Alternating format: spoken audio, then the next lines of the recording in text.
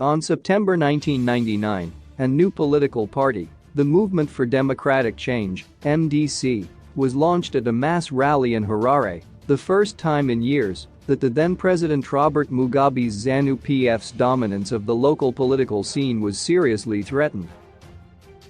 Led by a mixture of trade unionists, church leaders, student movements and intellectuals, among other groupings, the MDC was a response to economic devastation created by Mugabe's questionable economic policies. The new party, led by the late Morgan Tsvangirai, was at the forefront of the grouping that campaigned for a no vote in the 2000 constitutional referendum. Building on the no-vote success, the party won a significant number of seats in the parliamentary elections later that year despite Mugabe unleashing his machinery to engage in violence and alleged vote rigging.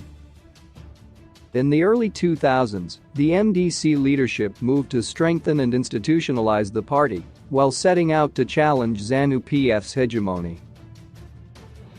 In 2002, Tsvangirai contested his first presidential election, receiving over 40% of the vote, despite an uneven playing field, providing Mugabe with his first serious challenger since independence in 1980.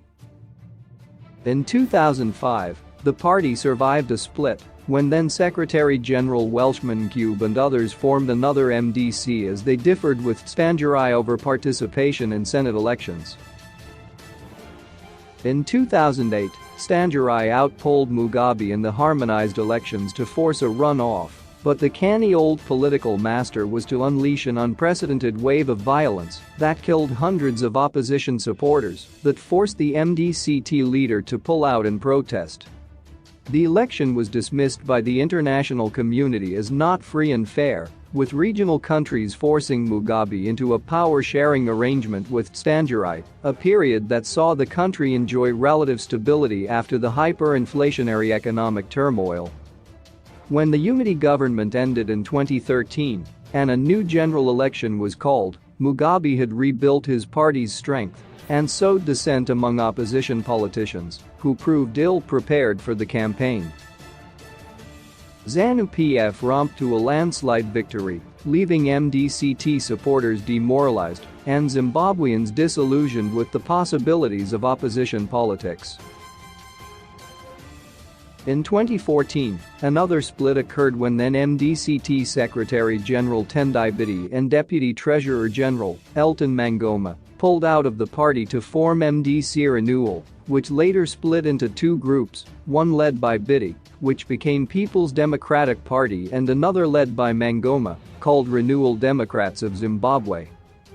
Tsvangirai and Biti had been long-standing allies in their campaign to remove Mugabe from power.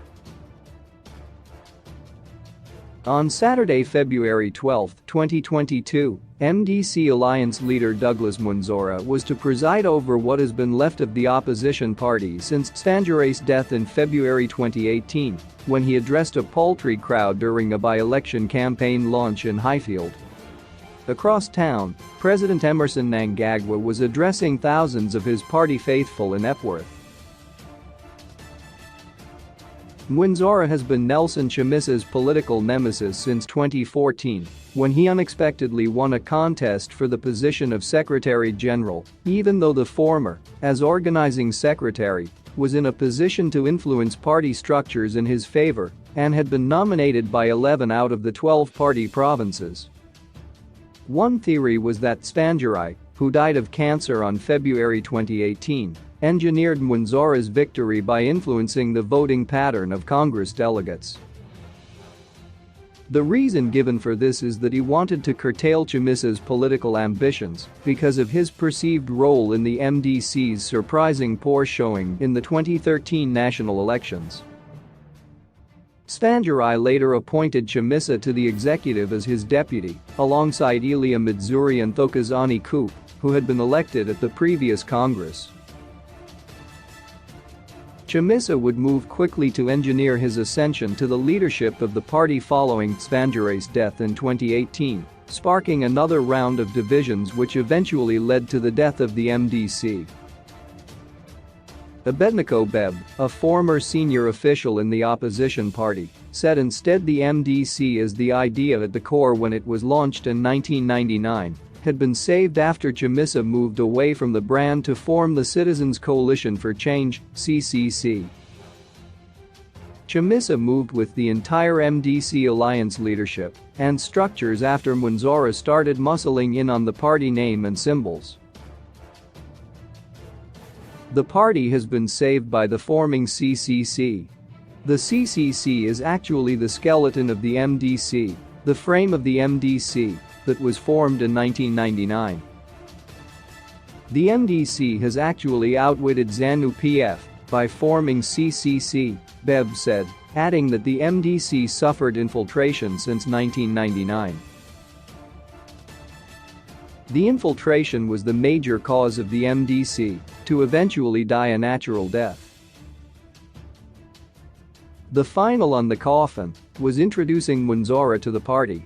He has always been their proxy.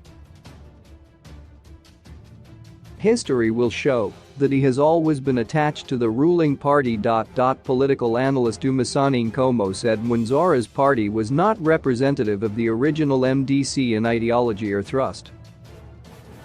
We need to be clear that the party which Mwinzora is leading is not the original MDC. They just have the name, but the original MDC has since evolved and rebranded itself.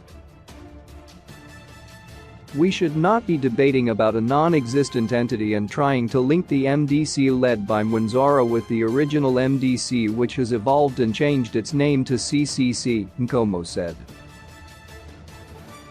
Political analyst Rashwiat Mukundu said the MDCT leadership was to blame for the collapse of the party 4 years after Tsvangirai's death.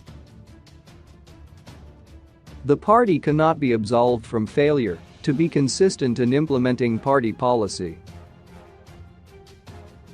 The biggest mistake was to create Tsvangirai as a singular center of power, and despite his political astuteness and courage in facing ZANU-PF, Tsvangirai failed to create leadership cohesion, hence the many splits, some of which could have been avoided, Mukundu argued. It was these missteps that allowed for infiltration of the MDC and created the basis for the leadership discord that we now see. There is no doubt that the MDC, founded to fight a dictatorship, was infiltrated by fortune seekers such as the current leaders who saw it necessary to collapse the party for personal gain. The party became a cesspool of some unprincipled political actors, and it is only befitting that the MDC be buried so that something new can emerge. Mwinzora is currently engaged in a bitter battle for the MDC name with his former deputy Thokozani Coup. Mwinzora has since gotten endorsement of the state after he recently received $150 million under the Political Parties Finances Act, despite the unresolved dispute. Analyst Cube said greed, opportunism and failure to have a well-grounded ideological foundation was MDC's undoing. Political parties must go beyond slogans. They should not be built on the ZANU-PF must go mantra, but they must go beyond that and be built on substantive ideological foundations very clear to the people so that there is that ideological commitment to principle and a particular value system, Cube argued. This is a problem for the opposition in general. They need to work on their ideological perspective which can tie in people to certain values, value systems and not just because people are angry at ZANU-PF. That is a problem that was challenging for the MDC beyond pronouncing themselves as a social democratic movement.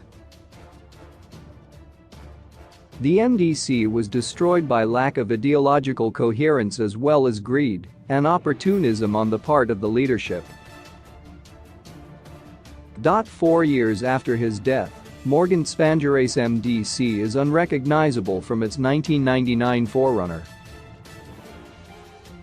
The March 26 by-elections and the 2023 general elections may remove it from public consciousness altogether.